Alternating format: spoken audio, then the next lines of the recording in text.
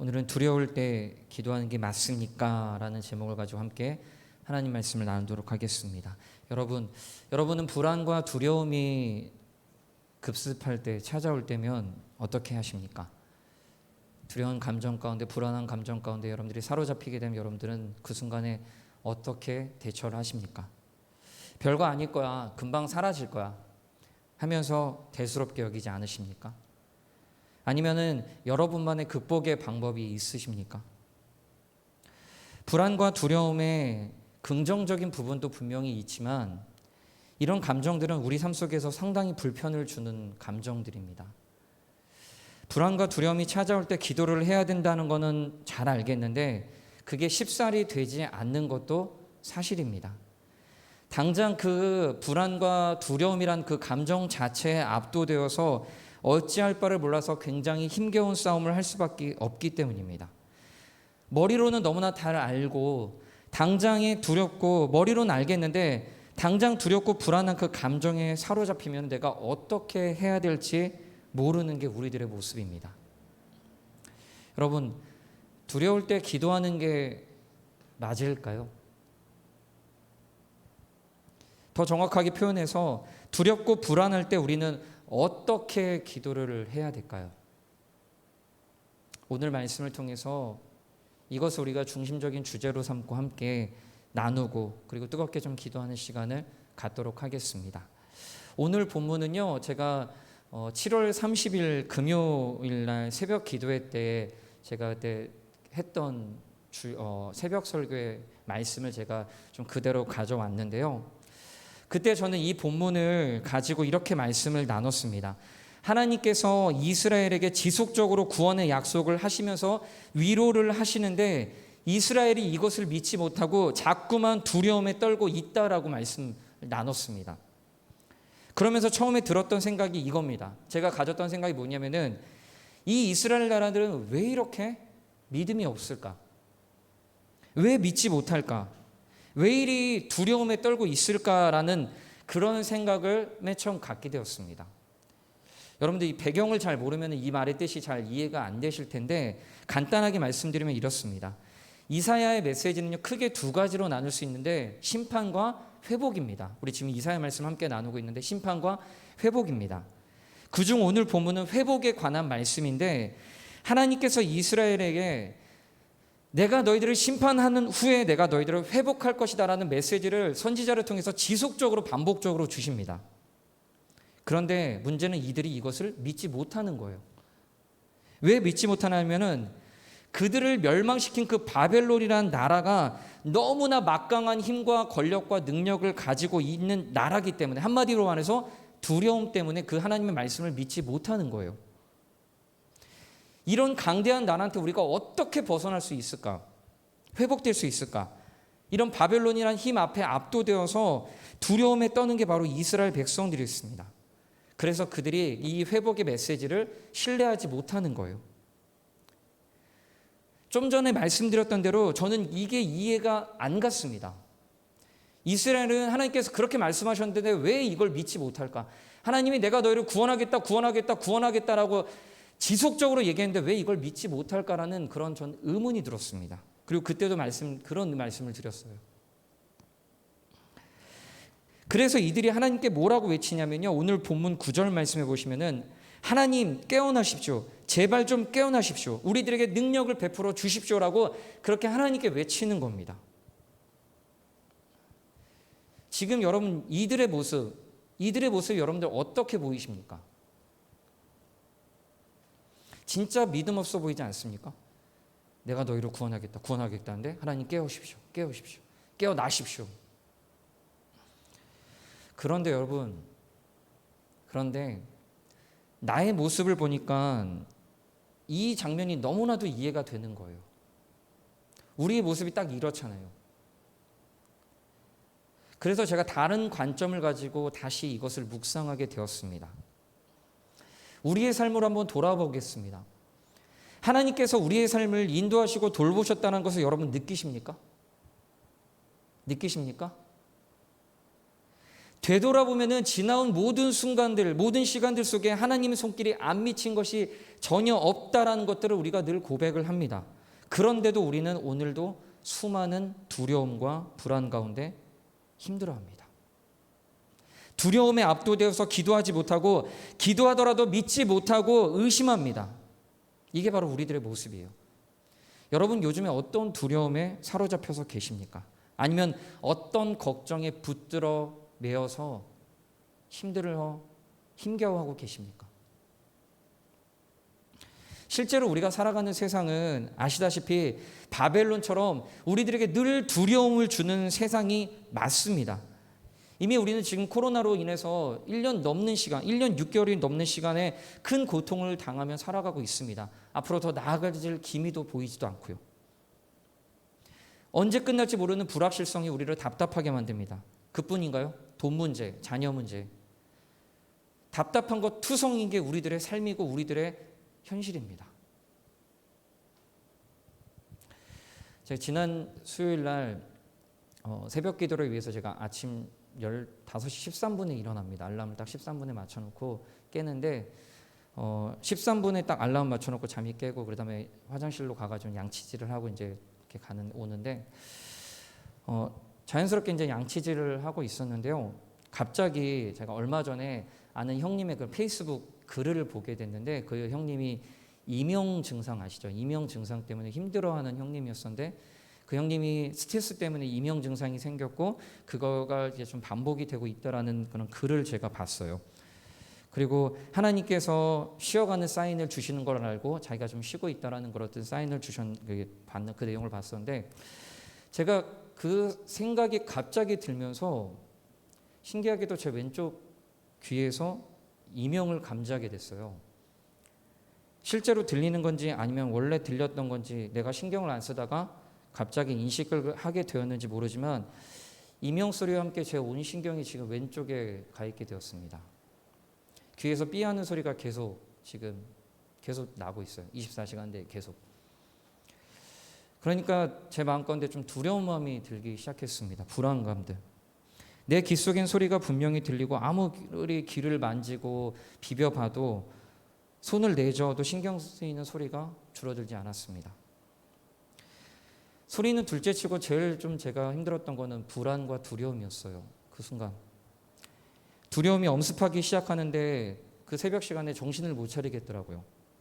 특히나 새벽에 제가 교회 차를 이렇게 끌고 이제 새벽에 오는데 그 짧은 시간에 그 두려움으로 인해 가지고 심장 박동이 빨라지고 갑자기 좀 붕 뜬 느낌이라고 있거든요. 그 붕 뜬 느낌이 들고 현실은 현실인데 내가 지금 뭔가 좀 가상 공간에 있는 그런 느낌을 받으면서 제가 차선도 제대로 지키지 못하면서 이렇게 위험하게 좀 왔거든요. 무서운 마음에 기도할 수밖에 없었습니다. 기도밖에 없으니 계속 하나님 도와달라고 웃었다 화냈다 울었다가 막 그렇게 기도하면서 교회를 왔는데 한 5시 반 정도에 도착을 했던 것 같아요. 5시 반 정도에 도착을 해서 그날 제가 새벽 설교여가지고 자리에 앉아서 마무리 준비하는데, 다른 날 같으면 이제 6시까지 한 30분 남겼을 때 시간이 굉장히 빨리 가거든요. 마지막 정리하고 이제 준비하는데 그날따라 시간이 너무나 더디게 가는 거예요. 두려움 때문에 정신은 못 차리겠고 시간은 멈춰 있는 것 같고 겨우 6시가 되어서 제가 강단에 섰는데 또 문제가 생겼습니다.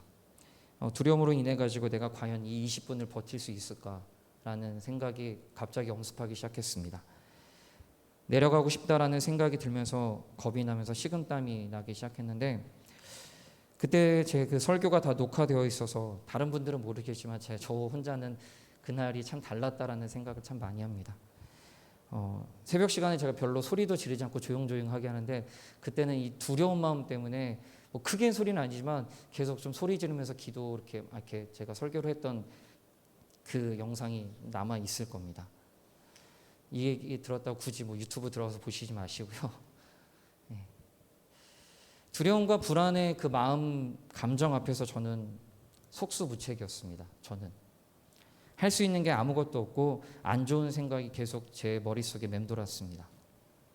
지금도 이명으로 이렇게 고생하시는 분들을 좀 보게 되는데, 그런 분들이 그 불안과 두려움 앞에서 속절없이 그 감당할 수 없는 그분들의 삶이 얼마나 좀 힘들까라는 그 생각이 좀 많이 좀 공감하게 되기도 하고 진심으로 좀 안타까운 마음이 들었습니다. 여러분, 그렇다면은 여러분들이 이런 저를 보실 때 어떤 생각이 혹시 드십니까? 그래도 목사인데, 두려움을 하나님께 맡기라고 설교하는 목사인데 너무 믿음이 없는 거야 라고 혹시 생각하십니까? 당연히 기도하면서 이겨내야지 무슨 소리야 라고 그렇게 하십니까? 생각하십니까? 저도 잘 알고 있어요. 이겨야 된다는 거. 근데 그게 정말 안 되더라고요. 쉬운 일이 아니더라고요. 여러분, 우울증 환자한테 힘내라는 말만큼 어이없고 그를 죽이는 말이 없다는 거 아십니까? 그 사람이 힘내는 걸 몰라서 힘이 안 나는 게 아니에요. 그럴 힘조차도 없습니다. 자기의 마음도 충분히 극복하고 싶은데 뇌와 몸이 따라오지가 않는 거예요. 그러니까 그냥 당하고만 있는 겁니다. 지금 이스라엘이 하나님께 깨어나십시오, 제발 깨어나십시오 하고 강력하게 탄원을 하는 그 이면에는 두려운 마음이 있는 거예요. 이게 솔직한 그들의 마음입니다. 그런데 하나님은 이들의 외침에 뭐라고 대답하실까요? 12절 말씀 보시면은 우리 함께 읽어보겠습니다. 12절 말씀 시작.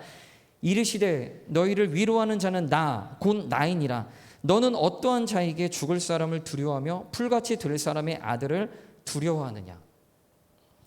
12절 앞부분을 제가 직역하면 이렇습니다. 나 정녕 그가 너희의 위로자다. 이건 다른 말로 나만이 너희를 위로할 수 있는 유일한 위로자다라는 하나님의 강력한 선포예요. 그리고 나서 이렇게 말씀하십니다.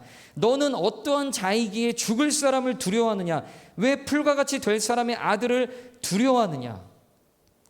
제가 그때 7월 30일 때 이 말씀을 묵상했을 때 저는 이 구절을 하나님의 책망으로 받아들였습니다. 니네가 누구인데 왜 두려워하고 왜 그렇게 절망하고 있느냐?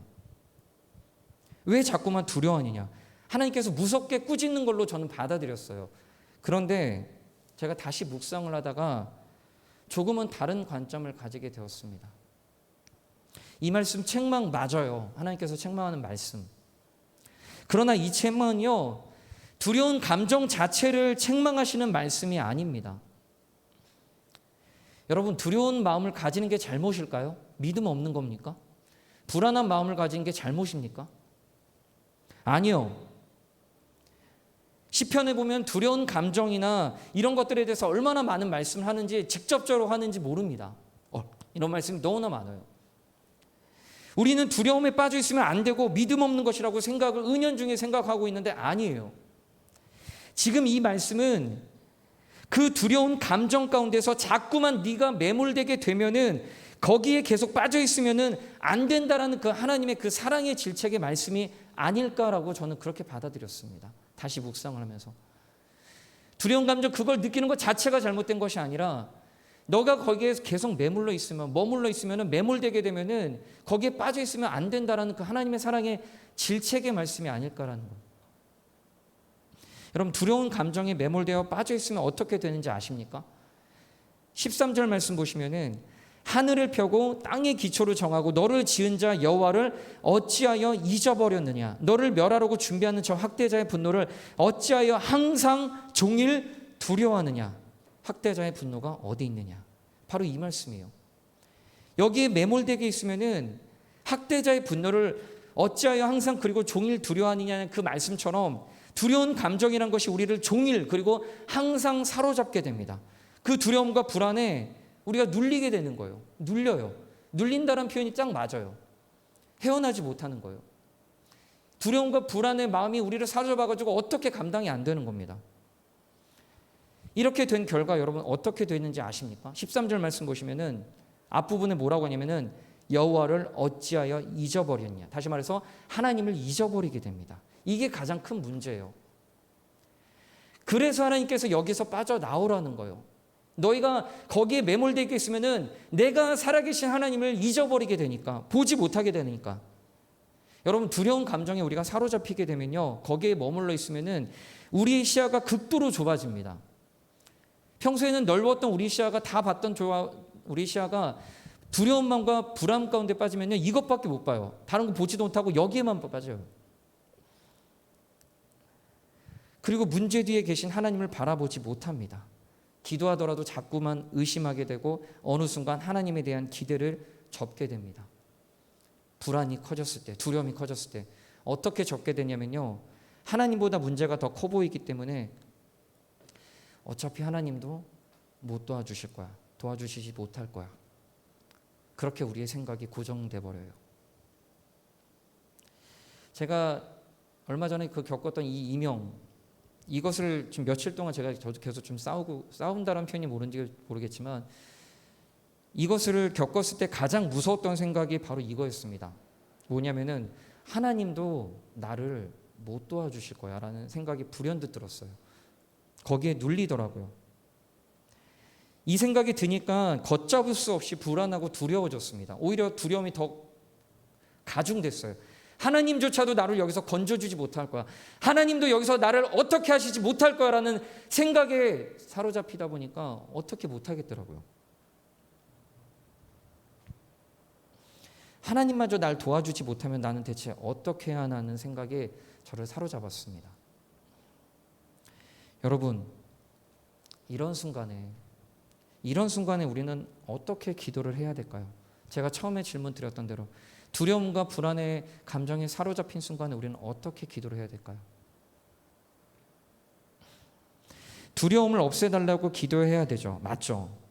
물론 기도도 중요합니다. 근데 실제적으로 저도 해보니까 두려움이 잠깐 사라지긴 한데 또 다시 불안과 두려움이 크게 엄습하기 시작했습니다. 두려움을 이길 수 있는 기도는요, 두려움을 이길 수 있는 힘은 내 스스로 괜찮다 할 수 있다 주문에서 나오는 게 아닙니다. 이건 하나님을 믿지 않는 사람들도 다 하는 거예요. 괜찮아 난 할 수 있어 이길 수 있어, 버틸 수 있어. 이거는 믿지 않는 사람들도 다 하는 거예요. 우리의 기도가 자꾸 이렇게 돼버리면은 기도가 결국 자기 주문, 내 스스로한테 하는 이야기 그 이상 그 이하도 돼버리지 않습니다. 여러분, 기도는 그런 게 아니에요. 여러분, 기억하시기를 부탁드립니다. 우리가 두려움을 이길 수 있는 방법은 한 가지밖에 없습니다.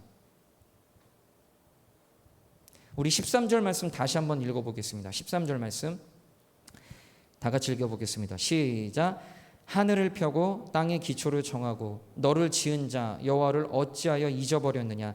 너를 멸하려고 준비하는 저 학대자의 분노를 어찌하여 항상 종일 두려워하느냐. 학대자의 분노가 어디 있느냐.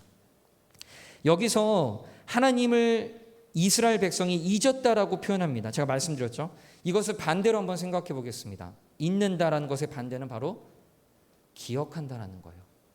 이게 가장 중요합니다. 기억하는 거. 하나님을 기억하는 것입니다.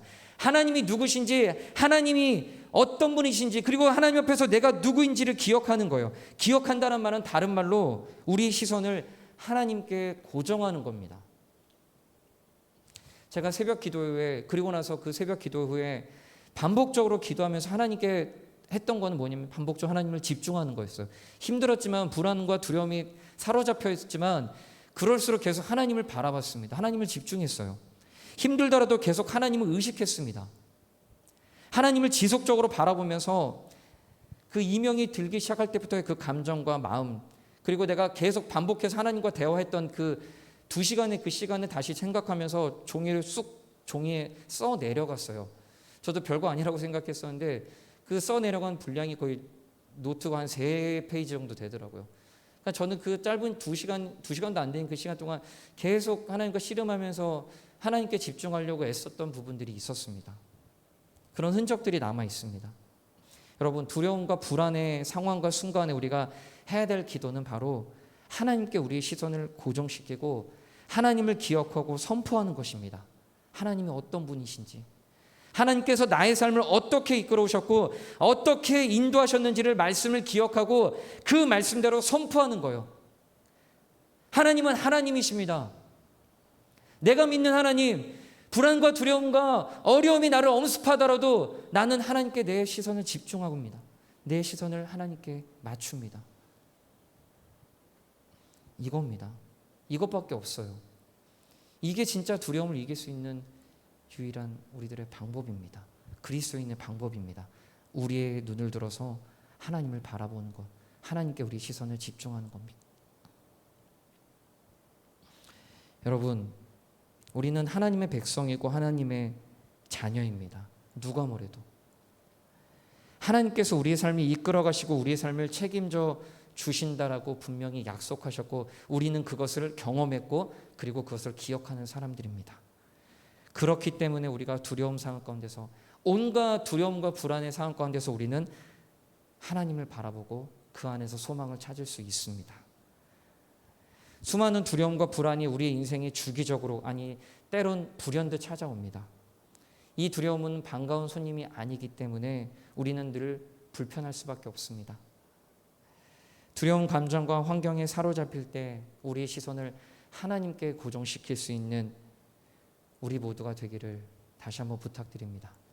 하나님이 어떤 분이신지, 하나님께서 나의 삶 가운데서 어떻게 행하셨는지를, 인도하셨는지를 기억하고 그 말씀대로 외치고 그 말씀대로 선포하고 그 말씀대로 하나님을 의지하고 나아갈 수 있는 우리 모든 성도님들이 되기를 부탁드립니다. 여러분, 기억하십시오. 두려움을 이길 수 있는 힘은 바로 이것입니다.